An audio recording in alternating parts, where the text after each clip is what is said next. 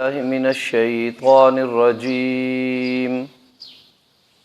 بسم اللہ الرحمن الرحیم وَإِنْ أَرَدْتُمُ اسْتِبْدَالَ زَوْجٍ مَّكَانَ زَوْجٍ وَآتَيْتُمْ إِحْدَاهُنَّ قِنْطَارًا فَلَا تَأْخُذُوا مِنْهُ شَيْئًا أَتَأْخُذُونَهُ بُهْتَانًا وَإِثْمًا مُّبِينًا وَكَيْفَ تَأْخُذُونَهُ وَقَدْ أَفْضَىٰ بَعْضُكُمْ إِلَىٰ بَعْضٍ وَأَخَذْنَ مِنكُم مِّيثَاقًا غَلِيظًا وَلَا تَنكِحُوا مَا نَكَحَ آبَاؤُكُم مِّنَ النِّسَاءِ إِلَّا مَا قَدْ سَلَفَ إِنَّهُ كَانَ فَاحِشَةً وَمَقْتًا وَسَاءَ سَبِيلًا صدق اللہ العظیم۔ بسم اللہ الرحمن الرحیم۔ گزشتہ آیت کریمہ میں ایسی عورتیں جنہیں ان کے مال کی لالچ میں بیاہ نہیں جاتا تھا اور وہ بیچاری ساری زندگی اسی وجہ سے بیٹھی رہتی تھیں کہ یہ اگر بیاہ دی گئیں تو ان کے ساتھ بہت سارا مال اور جائیداد اور وراثت بھی چلی جائے گی، اس نظریے اور اس سوچ کی نفی کی گئی۔ آج کی اس آیت کریمہ میں اگر کوئی شخص دوسری شادی کرنا چاہے یا ایک بیوی کو چھوڑ کر اور بیوی لانا چاہے تو اس کے احکامات ہیں۔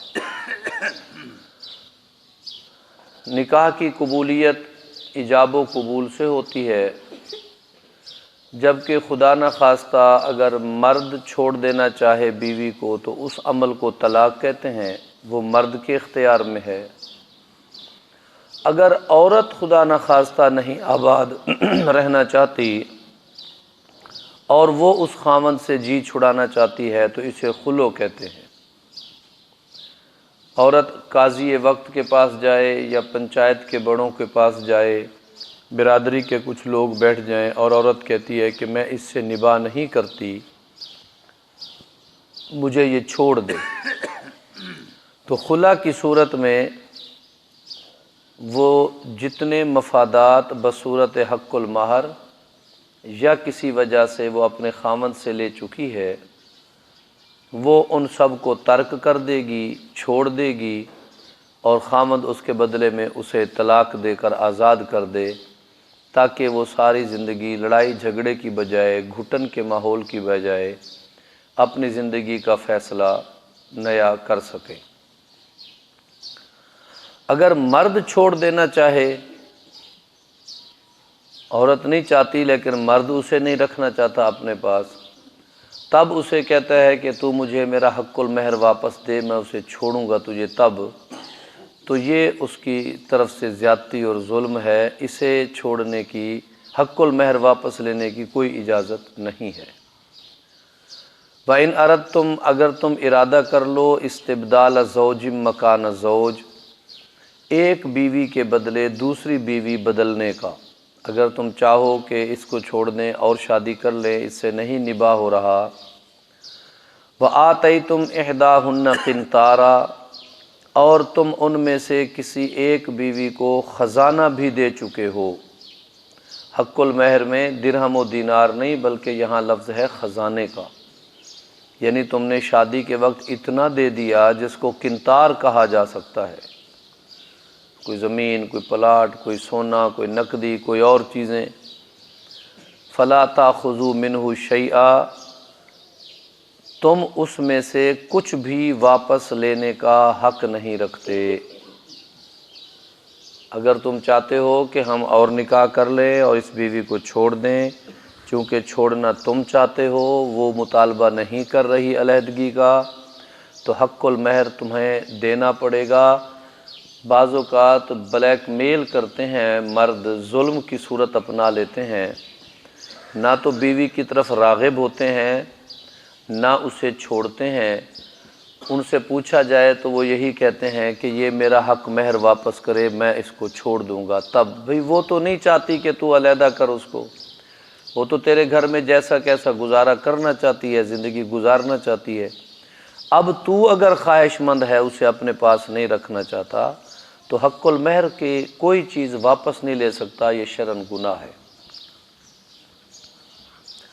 یہاں ایک واقعہ آتا ہے سیرت کی کتابوں میں، حضرت فاروق اعظم رضی اللہ تعالی عنہ کے زمانے میں حق المہر لوگ زیادہ لینا دینا شروع کر دیا لوگوں نے، حالانکہ حق مہر اتنا ہو جتنا دلہے کی استطاعت میں ہو، جہیز بھی اگر کوئی دینا چاہے تو اتنا جتنا وہ خوشی سے دے سکے۔ یہ دونوں چیزیں مہنگی کر دی گئی ہیں۔ لڑکے والے جہیز کا مال پہ نظر رکھتے ہیں، یہ دے گا کیا، یہ میرا سسر جو ہے، میں یہاں رشتہ کر لوں تو مجھے کیا دیا جائے گا۔ لڑکی والے بھی حق المہر کی صورت میں اتنا مطالبہ کر دیتے ہیں کہ لڑکے کی برداشت سے باہر ہو جاتا ہے۔ کئی کنبوں اور کئی گھرانوں کو اس پر آپس میں جھگڑتے دیکھا ہے۔ حضرت فاروق اعظم رضی اللہ تعالیٰ عنہ ایک مرتبہ اپنے بیان میں ارشاد فرما رہے تھے کہ حق مہر بہت زیادہ نہ دیا کرو، یہ کوئی اچھی بات نہیں ہے۔ ایک عورت یہ بات سنتے ہوئے یوں گزر رہی تھی، اس نے حضرت عمر رضی اللہ تعالیٰ عنہ کی طرف مخاطب ہوئی اور کہنے لگی کہ اے عمر، اللہ تعالیٰ تو ہمیں خزانوں کے خزانے دیتا ہے، یعطین اللہ کنتارا ویمنعنا عمر، اللہ ہمیں خزانوں کے خزانے دیتا ہے اور عمر ہمیں منع کرتا ہے لینے سے، کیونکہ حق مہر کم کرنے کا معنی تو عورتوں کے حق میں فیصلہ درست نہ نظر آتا تھا۔ تو انہوں نے کہا تیرے پاس ثبوت کہاں ہے کہ اللہ تعالیٰ حق مہر میں خزانوں کے خزانے دینے کی اجازت بھی دیتا ہے؟ تو اس نے یہی آیت پڑھی کہ اللہ رب العزت نے فرمایا وَآتَيْتُمْ إِحْدَاهُنَّ قِنْطَارًا فَلَا تَأْخُذُوا مِنْهُ شَيْئًا، اگر تم حق مہر میں خزانے بھی دے چکے ہو تو پھر بھی تمہیں اس سے کوئی چیز لینے کی اجازت نہیں ہے۔ تو حق المہر میں خزانہ تک بھی دیا جانا یہ قرآن کے اس لفظ سے ثابت ہے۔ اقل مقدار، قلیل ترین اس کی مقدار جو ہے وہ 10 درہم ہے۔ اتاخذونہ بہتانا و اسما مبینا، اگر تم ظلماً اس سے اس کے حق مہر کی کوئی نہ کوئی چیز واپس لوگے تو گویا کہ تم اللہ تعالیٰ کی طرف سے بہتان اور واضح گناہ کا کام کر رہے ہو، تمہیں ایسا کرنے کی کوئی اجازت نہیں ہے۔ اب اگلا مسئلہ یہ خلوع کی صورت ہو گئی، مرد چھوڑنا چاہے گا، کچھ بھی واپس لینے کا حق نہیں رکھتا، کروڑوں بھی دے چکا ہے تو وہ بیوی کے ہیں۔ عورت اگر چاہے گی کہ میں اس کے ساتھ آباد نہیں رہنا چاہتی تو پھر وہ پورا حق مہر چھوڑ دے، آدھا حق مہر چھوڑ دے،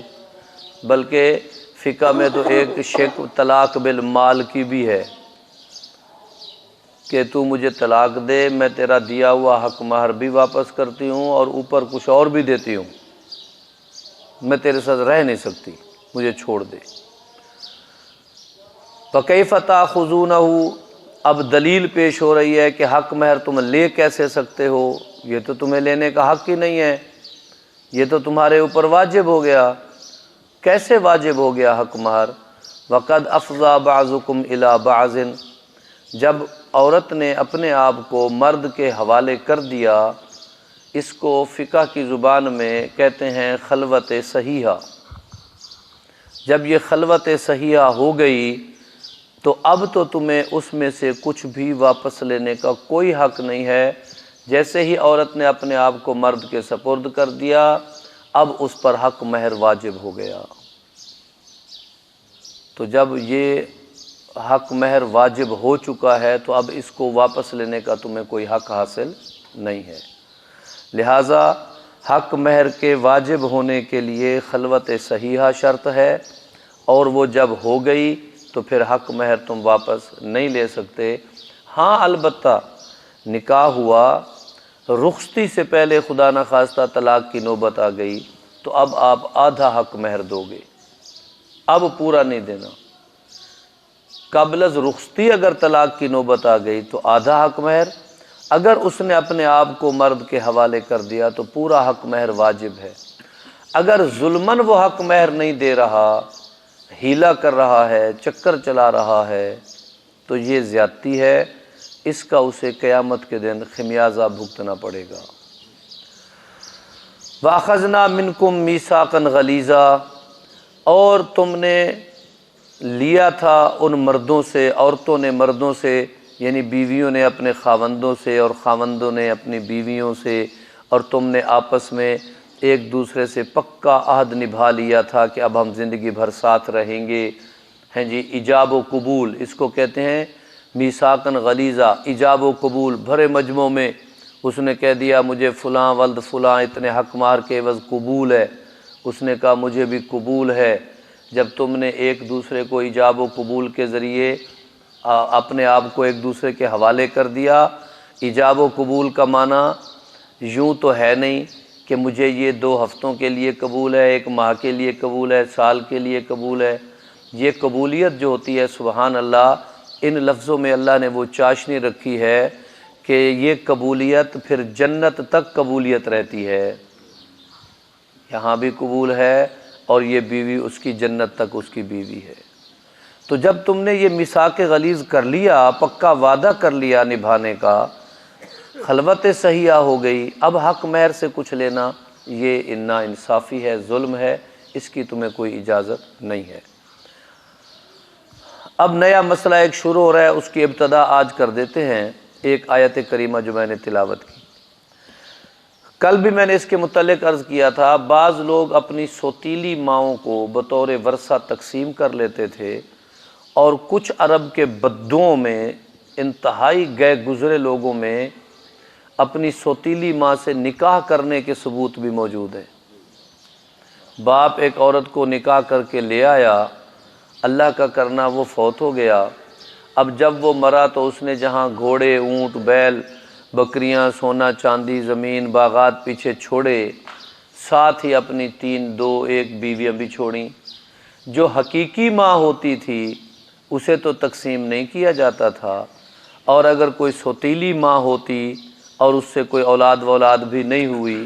تو اس کو پھر تبدیل کر اسے اپنے نکاح میں لے لیتے تھے۔ اب اللہ تعالیٰ نے اس کے حرام ہونے کا فیصلہ فرما دیا ہے۔ وَلَا تَنْكِحُوا مَا نَكَحَ آبَاؤُكُم مِّنَ النِّسَاءِ، مت نکاح کرو تم ان عورتوں کے ساتھ جن عورتوں کے ساتھ نکاح کر چکے ہیں تمہارے والد۔ والد کے نکاح میں آ جانے والی عورت ہمیشہ کے لیے اس مرد کی اولاد پر حرام ہو جاتی ہے۔ فرضی نام رکھ رہے ہیں، فرض کیجئے ایک نام ہے اسلم، اس نے نکاح کر لیا ایک عورت سے، اور اس کی پہلے سے ایک بیوی بھی تھی۔ اسلم نے جب دوسری عورت سے نکاح کر لیا، چاہے اس سے اسلم اپنے ہاں رکھے یا اسے چھوڑ دے، پہلی بیوی سے ہونے والے بچوں کے لیے یہ قطعی طور پر حلال اب نہیں ہوگی، مطلقہ ہونے کی صورت میں بھی، بیوہ ہونے کی صورت میں بھی۔ کچھ رشتے ایسے ہیں جن سے ایک مرتبہ نکاح کی حرمت کسی مساہرت کی وجہ سے ہو جائے، پھر وہ دوبارہ کسی صورت بحال نہیں ہوتی۔ مثلا ایک عورت اگر زندگی میں کبھی کسی کی ساس بن جائے، الف نے شادی کی، اب اس جس بیوی سے اس نے شادی کی اس بیوی کی ماں ساس بن گئی، بیوی مر گئی یا بیوی کو چھوڑ دیا، اب اس عورت سے جو ایک مرتبہ ساس بن چکی ہے قطعی طور پر اس مرد کا نکاح جائز نہیں، چاہے وہ بیوی رہے یا نہ رہے۔ اسی طرح کوئی مرد سسر بن چکا ہے، اب جو سسر بن چکا ہے اس کے بیٹے نے اس کی اپنی بیوی کو رکھا یا نہیں رکھا، یعنی جو عورت بہو تھی وہ اب بہو نہیں رہی، یعنی اس کا خدا نخواستہ بیٹا فوت ہو گیا یا خدا نخواستہ اس نے چھوڑ دیا، اب ایک دفعہ وہ عورت جو بہو بن کے اس کے حقیقی بیٹے کے نکاح میں آ چکی تھی، اب یہ سسر کسی صورت اس سے نکاح نہیں کر سکتا، فار ایور، ہمیشہ کے لیے یہ حرمت ہو جاتی ہے اور اس کو نکاح کرنے کی اجازت نہیں ہوتی۔ الا ما قد سلف، عرب میں چونکہ وہ لوگ پہلے ایسا کیا کرتے تھے، اس آیت کریمہ کے نازل ہونے سے پہلے اللہ نے فرمایا جو کر چکے ہو سو کر چکے ہو اپنی جہالت اور نادانی کی وجہ سے، وہ تو میں اپنی قدرت سے چاہوں تو تمہیں معاف کر دوں گا، لیکن آج کے بعد اس آیت کریمہ کے آ جانے کے بعد تمہیں کوئی اجازت نہیں ہے کہ تم دوبارہ اپنی سوتیلی ماؤں سے نکاح کرو۔ انہو کان فاحشۃ و مقتا، بہت بے حیائی کی اور بہت عیب کی بات ہے، وساء سبیلا، بہت بری بات ہے کہ تم اپنی والد کے نکاح میں آنے والی عورتوں سے نکاح کرنا چاہتے ہو ان کی بیوگی اور طلاق کے بعد، اس کی تمہیں قطعاً اجازت نہیں ہے۔ وہ تمہارے لیے مثل ماں کے ہو گئی ہے، جس طرح تمہارے والد کے نکاح میں تمہاری حقیقی ماں آئی تو وہ تمہاری ماں کہلائی، اسی طرح تمہارے والد کے نکاح میں ایسی عورت آئی جو بے شک تمہاری حقیقی ماں تو نہیں ہے، لیکن اب وہ احترام اور حرمت کی وجہ سے تمہارے لیے مثل ماں کے ہے، اب تمہیں اس سے نکاح کرنے کی اجازت نہیں ہے۔ اس کے بعد آگے حرمت علیکم امہاتکم، کل ایک ان تمام عورتوں کی فہرست آئے گی جن عورتوں سے نکاح نہیں ہوتا، ان کے علاوہ جو بچیں گی پھر ان سے ہو سکتا ہے۔ اس کو کل انشاءاللہ ذکر کریں گے۔ وآخر دعوانا ان الحمدللہ رب العالمین۔